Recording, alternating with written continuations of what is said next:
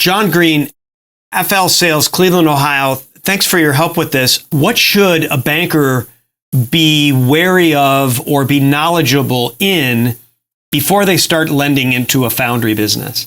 Most of the foundries are what I call a capital project.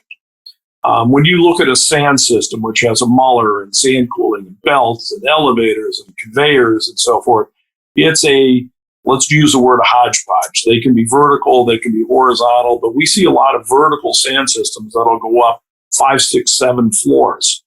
Typically, it's built into part of the building. That infrastructure is expensive to put in. Oh, millions of dollars. And as a bank, you may be loaning somebody $5 or $10 million to put in a new sand system. And in an appraisal scenario, the majority of that system has no value because it's going to cost more to take it down and try and put it up somewhere than it would cost to build a brand new one. So we typically, let's say when we're buying and selling, the only things that have value are certain assets.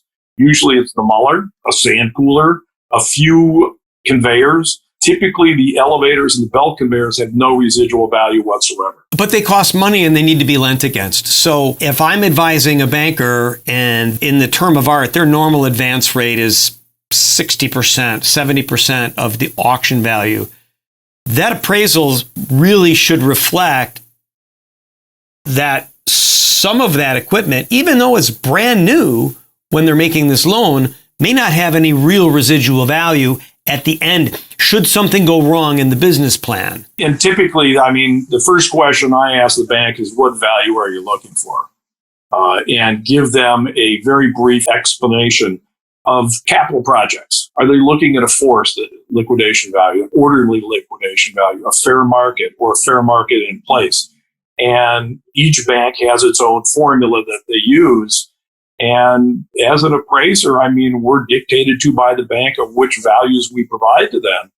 And we just make sure that in our appraisal, we cover ourselves and say that, a good portion of this equipment has no residual value. As an advisor, as a consultant, in conversation with someone who's in the banking business, it's important that they know that the soft costs involved in building out a foundry are of a greater proportion than other industries such as a machine shop or a metal fab shop. Absolutely correct. And I'll give you one example. When you're putting in an aluminum melting furnace, let's call it a reverb furnace or a jet melt furnace or something similar to that, the lining inside could cost $250,000 to put in.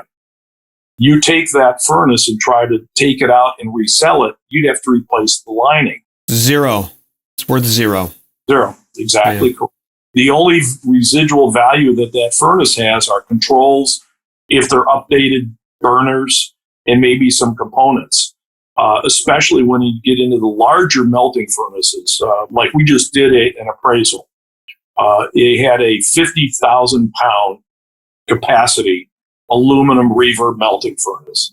Now that's big, isn't it? 50,000 pound aluminum furnace, that would be considered a large furnace, right? Correct. Okay. And you're looking, it's the size of a room, 20 feet by 20 feet, roughly. That's a big furnace. It's a big furnace. You can't even ship it as a whole. You have to cut it into little pieces to ship it. Wow. Here you have a lining that costs, let's say, $250,000. You have to literally cut apart the furnace.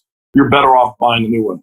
So the depreciation schedule for these kinds of businesses may not reflect at a first glance what the reality would be if something went sideways. Less so than a more conventional industry. Very true.